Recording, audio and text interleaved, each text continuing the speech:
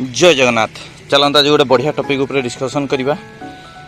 आपण मैंने ये गछटी देखी निश्चित रूप से जानीपे गछटी कौ गछ आलामांडा गछ। जदि आपण मानकर ये आलामांडा गछरे कढ़ आसुना कि फूल फुटुना आ मोर जो भाया गछ होती आपर भी से भाया गचर सिचुएसन होते गचरे किसी कम करने को पड़ो ताफल कि गचरे ढेर सारा कढ़ आसो और फूल फुटो। जदि आपण मैंने कम न करी छाड़ीदे ताहने फूल आसो ना। चलतु या उपरे आज वीडियो संपूर्ण रूप से बरणी करवा। तेणु मुझे आपण प्यू गार्डन को स्वागत करुँच।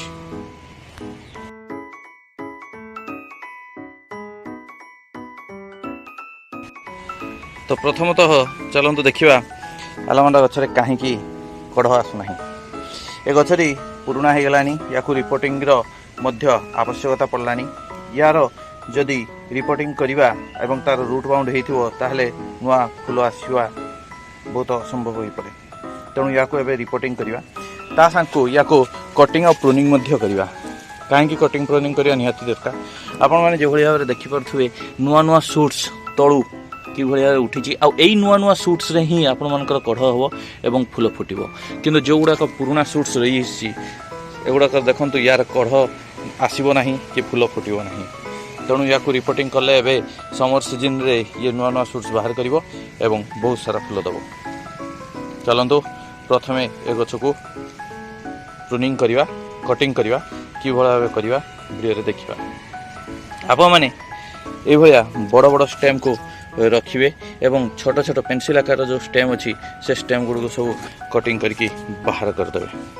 जो भाव में वीडियो देखिपे मुझे गछ को प्रूनिंग कर देखूँ मुझे तो गछटी काटुची सुखला डाल फट कि कट कि भांगी होने से आउ कौन नुआ सूट्स बाहर आउ फल हम। तेणु जो भाव में मुझे प्रूनिंग करुँच से भाव में नोड को रखिकी प्रूनिंग करदे।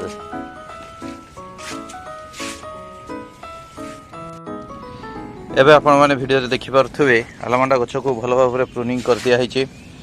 आपण माने एबे जानि पारथुवे गछरो 2 फुट छाड़ी टोटाल गोटे साइज रे प्रूनिंग कराई एवं गोटे डाल केवल रखाई कहीं तार बहुत कढ़ अच्छी और फूल अच्छी से फूल दब और फल दब तापर मुझे डालट को प्रूनिंग करदेवी। चलतु एबे ये गछटी को आम रिपोर्टिंग करवा एवं मोटा मोटा चेर को काटिदे और पतला चेर को छाड़ी नुआ खाद देकी माटी प्रस्तुत करके लगेदे जहाँफल कि नुआ खाद रे सी नुआ सूट्स बाहर कर फूल धर।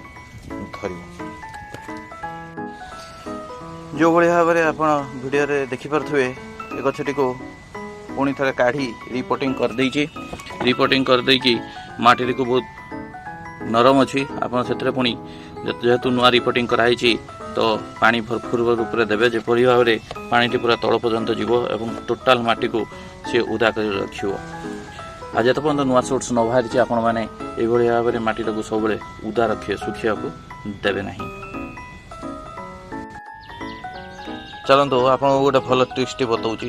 ट्रिक्स हूँ आपण मैंने जिते कटिंग करदे गछटी कटिंग कलापर डायरेक्ट खरार रखिदे तो गछटी उपरू सुखी सुखी सुखी सुखी गछटी डालटी सुखीज एवं नुआ सूट्स बाहर बहुत कष्टकर हो। आपड़ सकाळ संध्या 2 टाइम रे आप मैंने साधा पानी नेबे। साधा पानी को स्प्रे करी पूरा गछटी को उदा करदे। पूरा गछटी आपंकर उदा रहिले डालटी सुखिब नाही एवं आपंकर नुआ सूट्स बाहर। यही भाव में दिन में 2 थर लेखा करेंगे जो पर्यटन नुआ सूट्स न बाहरी। वन्स नुआ सूट्स तार नोड एरिया बाहर तापर से ऑटोमेटिकली ग्रोथ कर गचरे भल भाव में हो। देखो आपण मैंने वीडियो जमी देखिपे सब नुआ नुआ सूट्स सब बाहरलानी। मु आलामांडा गचरे यार कटिंग करी 5 दिन पर किभली भाव में बहुत बढ़िया भाव में हेल्दी नुआ नुआ सूट सब बाहरी। आप मैंने वीडियो निश्चय जानीपे और जो छोट छोट सूट सब होता से गुड़ा केते बड़ बड़ होगा। तेणु आप मैंने निश्चित रूपे ये कटिंग करूँ आ नुआ नुआ सूट्स बाहर। जदि आपको वीडियो भल लगी तो निश्चित रूप गोटे लाइक कर दिंतु और चैनल को जब प्रथम थर पे आसते गोटे सब्सक्राइब कर दिंतु। ये भाव में भल ट्रिक्स वाला वीडियो मुझे आपण सब देखी। तो पुणी देखा आगामी गोटे न्यू वीडियो नुआ टॉपिक उपरे। जय जगन्नाथ।